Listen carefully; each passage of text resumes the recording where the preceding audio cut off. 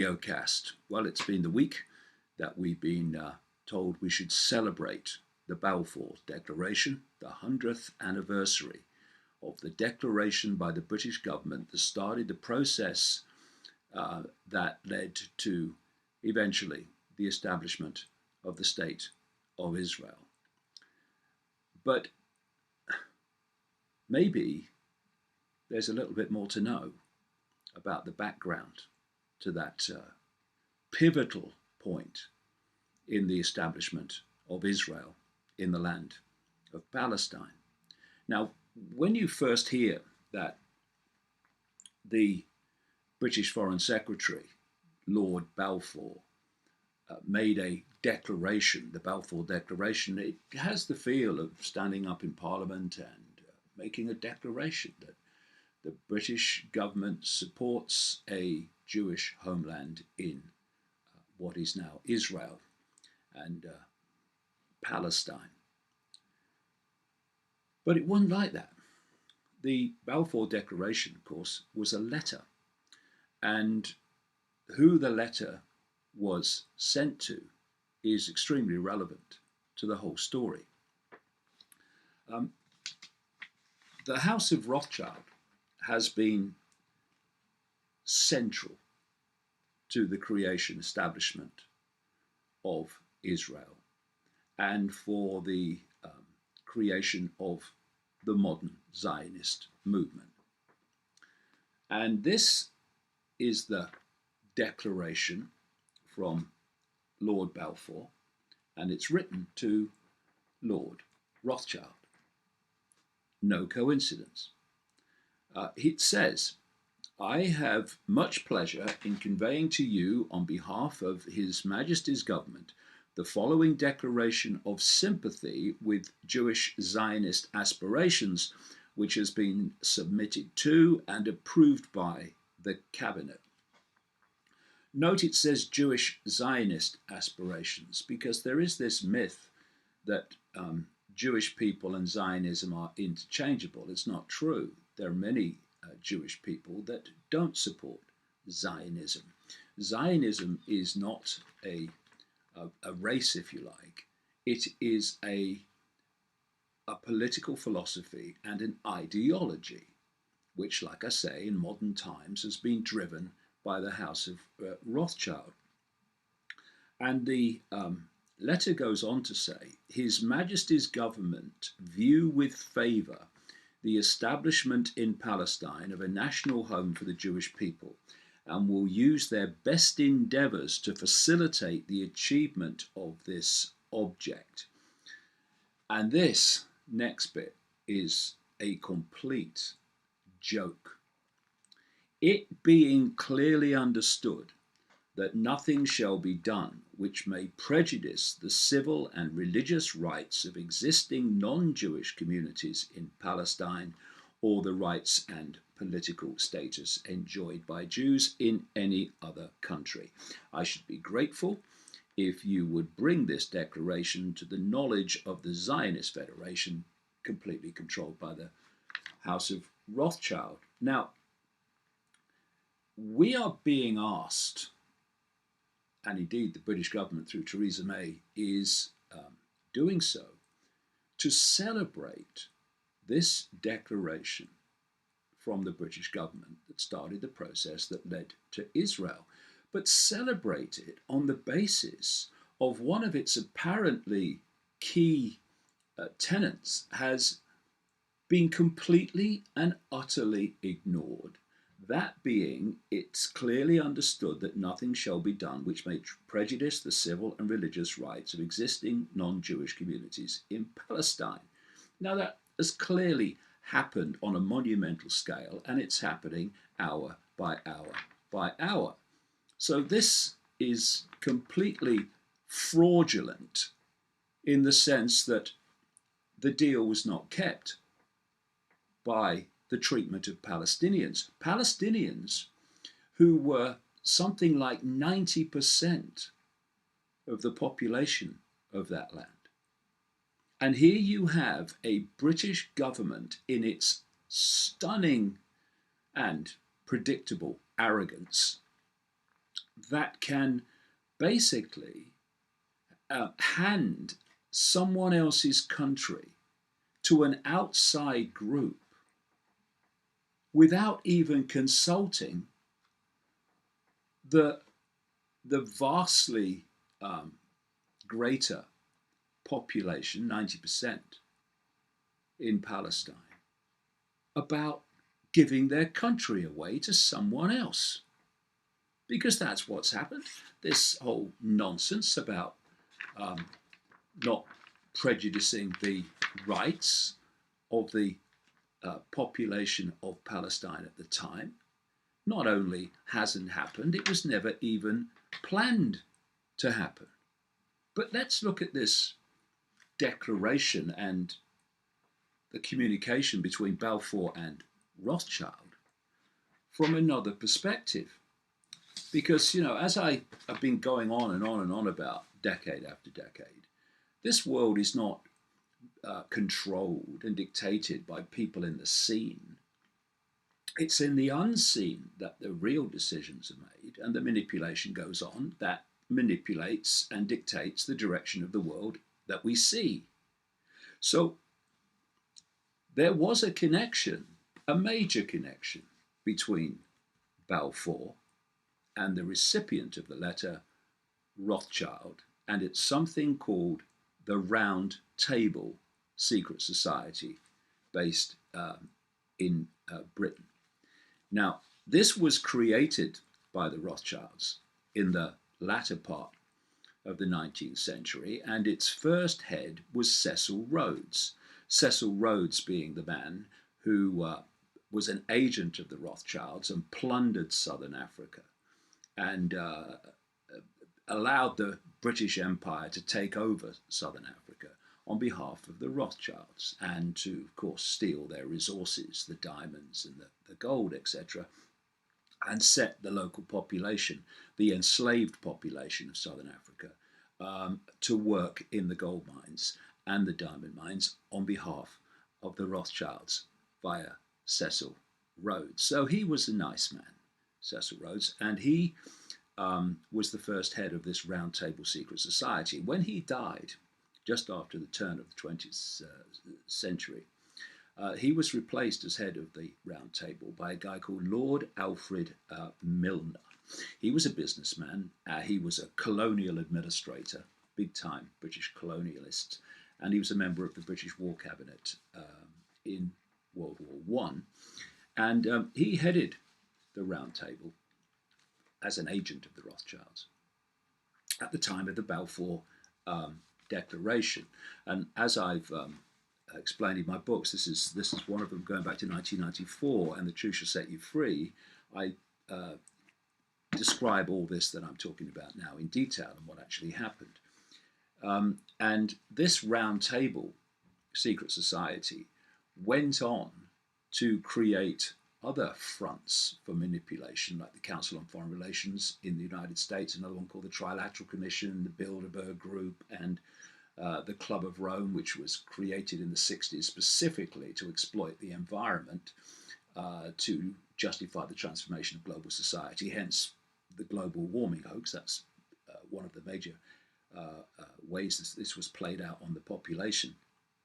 And so here we have the secret society connection between the sender and the receiver of the Balfour Declaration, because the Round Table was broken up into two groups. There was an inner group, like an inner circle, that knew the big picture, and there was an outer group, the circle of friends, that knew far less. This is the compartmentalized way that these secret societies operate. Well, it just so happens that Lord Balfour was an inner circle elite member of the Round Table Secret Society. And so the Balfour Declaration was actually a letter from an inner circle elite member of a secret society to Lord Rothschild, who was funding and driving and controlling the secret society and the House of Rothschild in general, not just him. This is what history doesn't tell you. But there was a guy called Carroll Quigley. He was a historian and a professor at Georgetown University. Actually, he taught Bill Clinton. And he was an insider, and he spilled the beans on all this. I've read his books a long time ago now. One's called Tragedy and Hope, and the other one's called The Anglo-American Establishment. And in these two books, he puts the 20th century into a totally different light, including the Balfour Declaration. Now, what happened next, the Balfour Declaration in November 1917, 2 years later, we had the Versailles Peace Conference at the end of the First World War. This is when the leaders of the victorious countries, led by Britain, America, they met at Versailles in France to decide what would happen as a result of the war, what would happen to Germany. And they were advised, as I detail in that book, these leaders were advised by an array of people who were just agents and operatives for the House of Rothschild. Alfred Milner of the Round Table was among them. And they did two things relevant to this. First of all, they agreed, like the British government, that they would support a Jewish homeland in Palestine. And secondly, they made decisions about reparations for Germany as a result of the First World War that was so undeliverable, they were so impossible to meet, that Germany fell into total economic chaos and catastrophe. And that led directly to the political environment that allowed Hitler and the Nazis to come to power and do what they did in Nazi Germany, not least to Jewish people and others too. So that's some of the background to the Balfour Declaration that you won't read in many other places. And indeed, that's a kind of common theme here.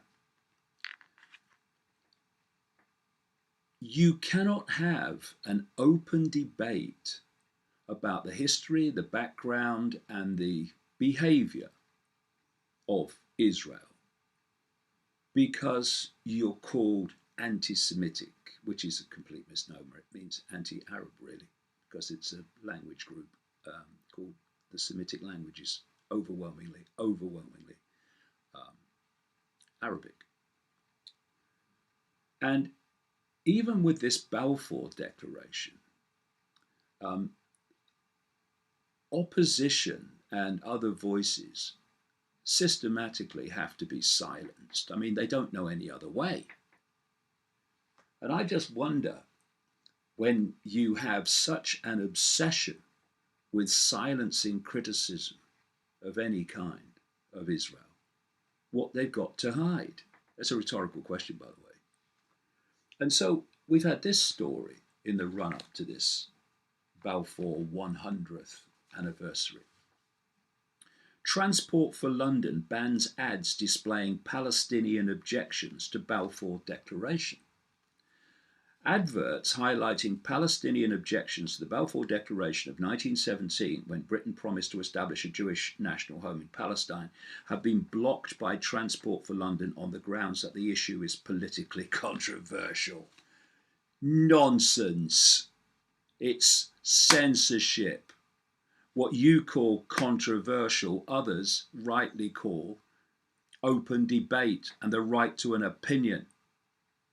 So, we've had this dinner of celebration this week when Benjamin Netanyahu, Prime Minister of Israel, headed for London to have this celebratory Balfour Declaration dinner with Theresa May, the British Prime Minister. And they couldn't even leave it alone then. This is Theresa May speaking at the dinner. There is today a new and pernicious form of anti-Semitism which uses criticism of the actions of the Israel government as a despicable justification for questioning the very right of Israel to exist. This is abhorrent and we will not stand for it. Oh, Macron in France, the Rothschild president of France, used to work for him, has said pretty much the same. So what we're seeing is that history is being distorted, present day happenings are being distorted and being suppressed by the increasing, and my goodness me, it is increasing efforts to silence anyone with a different opinion to that of Israel, and also to claim that criticism of or questioning of a country, of a regime in a country, is somehow racist. It's not, of course, and it is another, of course, simply to justify censorship. So, we don't do censorship here. So let's have a look then at what we're supposed to be celebrating this week in this 100th anniversary of the Balfour Declaration. This is only a partial list, but you'll get the picture. We're being asked to celebrate, number one, the fact that the House of Rothschild, as part of a much greater global agenda, essentially created modern Zionism and thus set about creating successfully the State of Israel so it could manipulate and destabilize the Middle East ongoing, brackets, achieved. We're being asked to celebrate, number two, that the Rothschilds secured official support for the Balfour Declaration from the then powerful and very influential British government for a Jewish homeland in what is or was Palestine, and of course the Palestinians claim still is. And in doing so, they did not secure or even ask for the support against not just the opposition of the Arab people of Palestine to this, but also they didn't ask the support, and they certainly wouldn't have got it from most of them, of the Jewish minority in Palestine. At that point, before this declaration and all that followed, Arab people and the small minority of Jewish people in Palestine were getting on fine. They were living together, and it was one country, if you like, and they were just getting on. Everything was fine. The minority Jewish people in Palestine, or great amounts of them, didn't want this great influx from Europe that changed their lives as it dramatically changed the lives of the Palestinians they were living in harmony with. We're being asked to celebrate that T.E. Lawrence, who of course is better known because of the film as Lawrence of Arabia, a military intelligence agent for Britain, helped to con the Arabic people of Palestine into removing the Islamic Ottoman Empire based in Turkey, to remove their control of Palestine in what was called the Arab Revolt. This was in the latter years of the First World War. And the con was that Lawrence and the British through him and others said that if you support us, the British, in removing Ottoman Empire control from your land, you will get independence afterwards. The British government and their agent knew that that land was designated for someone else. So, the Arab revolt removed the Ottoman Empire, and then, as the years unfolded, independence for Palestinians for doing that became domination by an outside force coming in from Europe, and the British knew that all along. You can trust the British just like you can trust American governments. Anything they say is true. Well, if you invert that, it's true. Another point of celebration this week, we are told, that after World War II, the Rothschild networks arranged for the relocation of great numbers of Jewish people out of Germany to settle in Palestine and take over another people's land. If anyone else did that, they'd send the boys in. But no, this is all fine, apparently, and we should celebrate it. We are asked to celebrate that Zionist terror groups like Irgun and the Stern Gang terrorized the Arab population of Palestine so comprehensively with their extraordinary violence that something like, at least, and the figure is said to be higher by many others, but at least 700 to 750,000 Arab people were forced to flee Palestine in terror, never to be allowed to return. So they're in a state of ongoing, a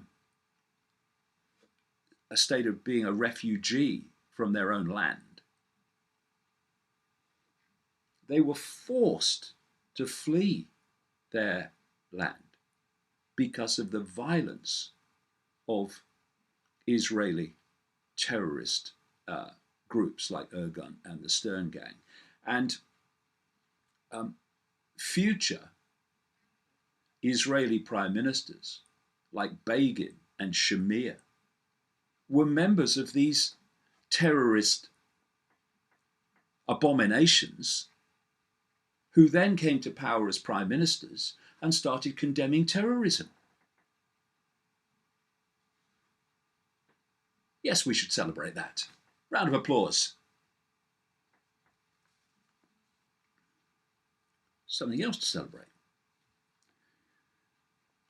That the Rothschild Zionists coming in from Europe, through still more military force and terror,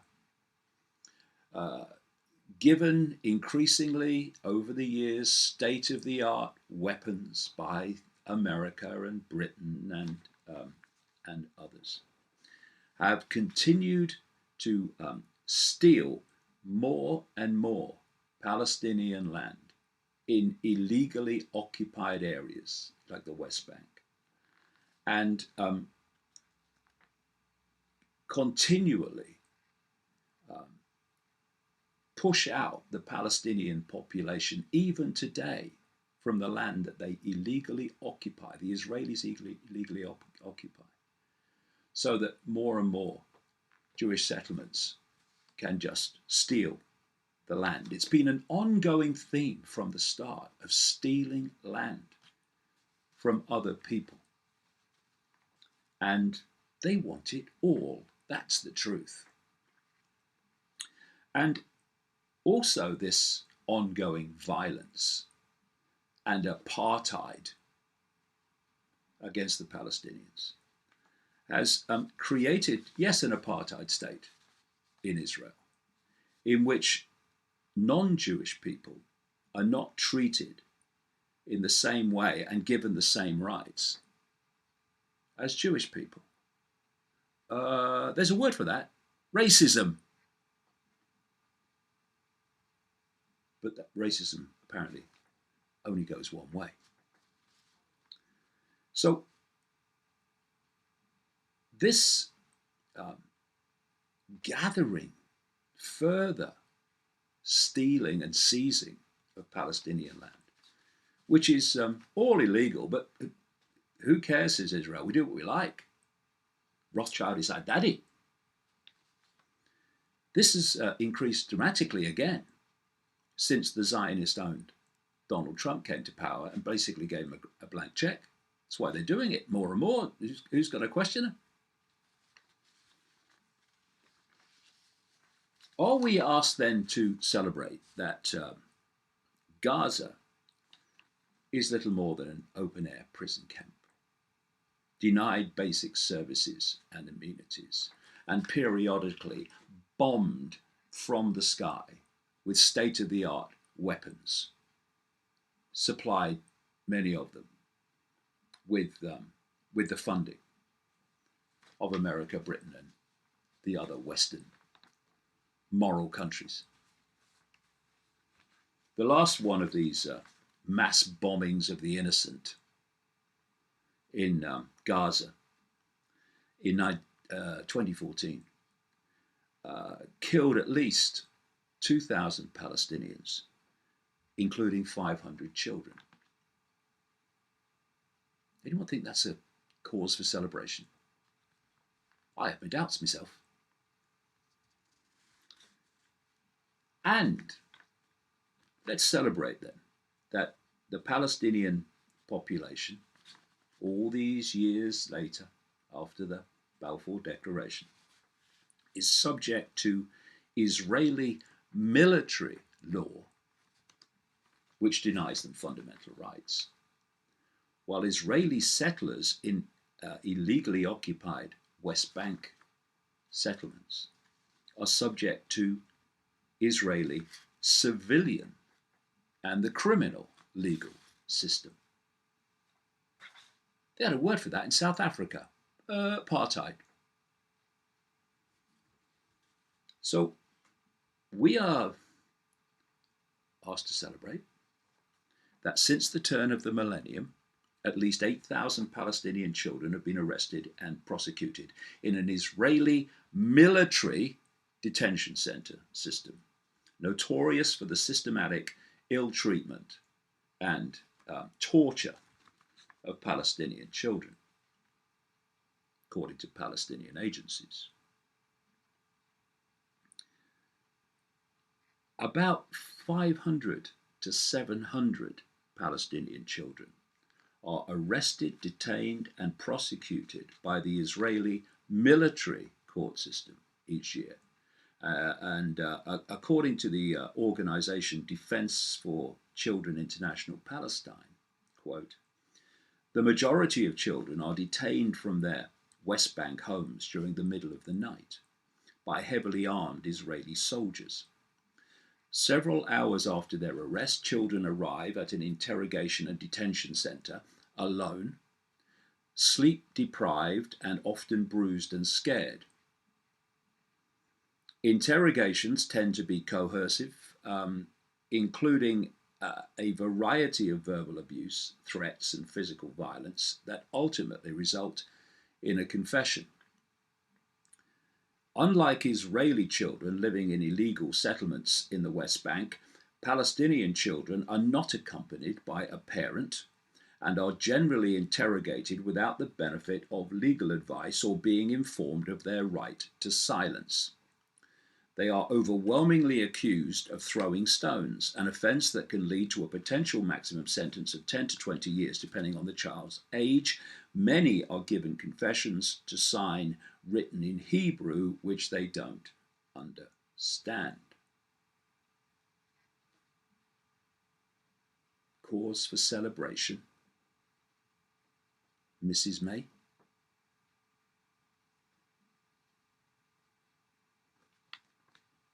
According to 2016 figures, 440 children under 18 are held in military detention, and almost 2.5 times the number imprisoned the year before. So it's getting bigger and bigger and bigger. We're being asked to celebrate that the tentacles of the Israeli regime and its Rothschild masters ensure enormous and fundamental influence in the politics of other countries, not least in the United States and the UK, thus fundamentally influencing the US and British foreign policy in terms of actions against Israeli targets in the Middle East. Think Iraq, think Syria. And you're going to see Lebanon come in at some point to be demonized.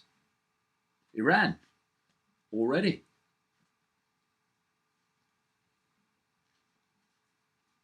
According to a leaked email from the former US Secretary of State, Colin Powell, Secretary of State at the time of 9/11, Israel has hundreds of nuclear warheads pointing at Iran.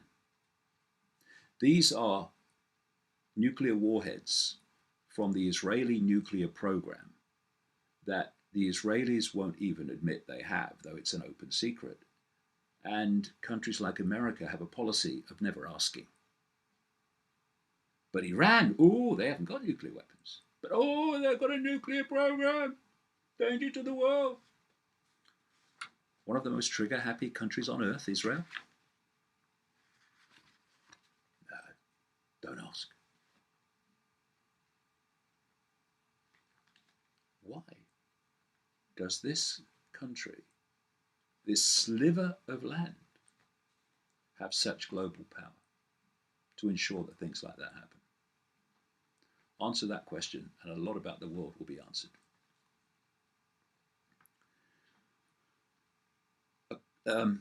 Zionism, this is another kind of point on my list to celebrate. Zionism has no historic right to the land of Israel. It's a made-up story. The vast majority, the overwhelming, virtually totality of Jewish people today don't go back to the biblical Israel. And who wrote those stories in the Bible anyway?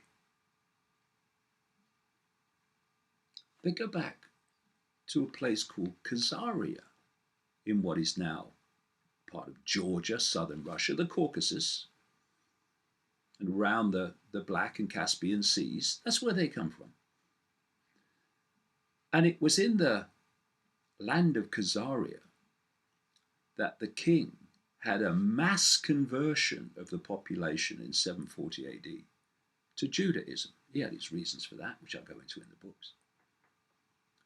And so that was nothing to do with race.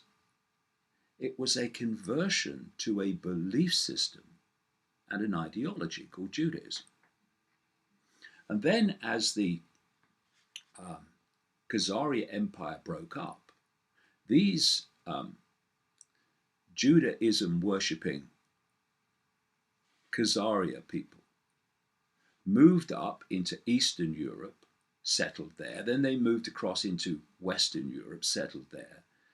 And they were the people that were in Germany when they were disgustingly, appallingly, unspeakably treated by the Nazis. The king of Khazaria was called the Kagan, which is why Kagan is such a common Jewish name today. And don't take my word for it. I would point you to two books by the Jewish historian Shlomo Sand, professor of history at Tel Aviv University. One is called The Invention of the Jewish People, and the other one is called The Invention of the Land of Israel. I've covered the story at some length in my own books as well, and other Jewish writers have highlighted this, among many others. So, we're being asked to celebrate that the Balfour Declaration led to the stealing of someone else's land, and basically an invasion, based on an historical hoax, really. Certainly an historical lie.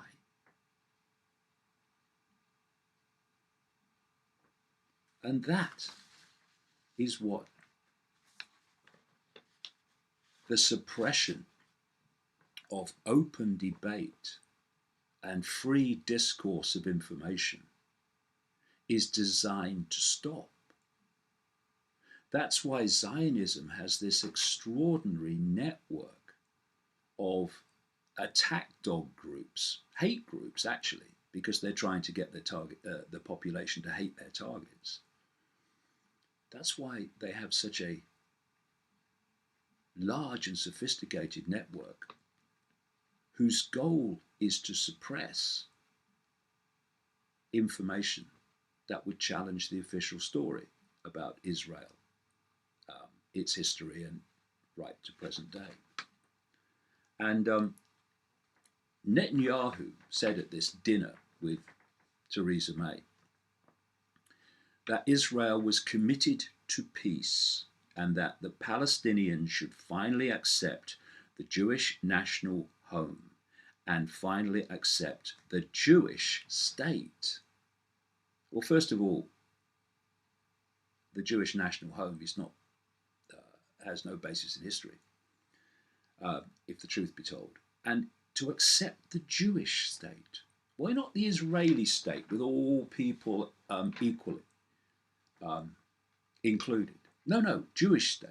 And these are the people that go on, use it as a weapon of silencing people, of silencing criticism. They go on and on about racism. And Netanyahu said, and when they do accept the Jewish state, the road to peace will be infinitely closer. In my opinion, peace will be achievable. Well, that's not the idea. It was never the idea. The idea was to take it all. And that's what they're doing now. 100 years after the Balfour Declaration, after we've reached the consequences that it eventually led to, we desperately need certainly open debate, but also some maturity and seeing things as they are and not as they were and as they different people would like them to be. So Israel now clearly has a lot of Jewish people. And saying, get out, disappear, is not a credible option, not in my opinion. But if we are going to see a state of peace and harmony amid this catastrophe that's unfolded since Balfour, then any agreement has got to be based on justice, on fairness, and on equal rights in every way to everyone who lives in that land. Because without that, how can there be any celebration? How can you celebrate an apartheid state in which one group dictates everything about the other group and continually steals even more of its land? We want peace, Mr. Netanyahu. The last thing you bloody want. You want control of everything. And if this 100th anniversary of Balfour is to potentially celebrate anything, and what this point of history, this 100th anniversary, should have been, is to use it as a focus to stop having one group of people impose their will mercilessly, militarily, upon another, and use it as the foundation to say, look, we're treating people like that as gods. We need another way. And that is a situation where the Palestinian population have equal rights to the Jewish population. Equal justice, equal fairness, equality in every way. And if they want to have their own country, which they control, then that surely is the least that can be offered in the light of a process in which Balfour was such a pivotal point, in which a population from outside of someone else's land came in and just stole it. In effect, took it over by force, by violence. Is there no compassion? Is there no sense of decency that says, let's try to put that right as best we can in the circumstances we have? Okay? This is your land to do with what you will. And you just accept this is our land and we'll run this. But there are no compromises based on justice and peace and fairness and putting right the ills and appalling happenings of history. Instead, it's just go on stealing, go on taking, go on occupying until there's nothing left for Palestinians at all. And that has been the goal from day one. And that's why there is nothing to celebrate about the Balfour Declaration until the day that justice prevails. And I, for one, I'm not holding my breath.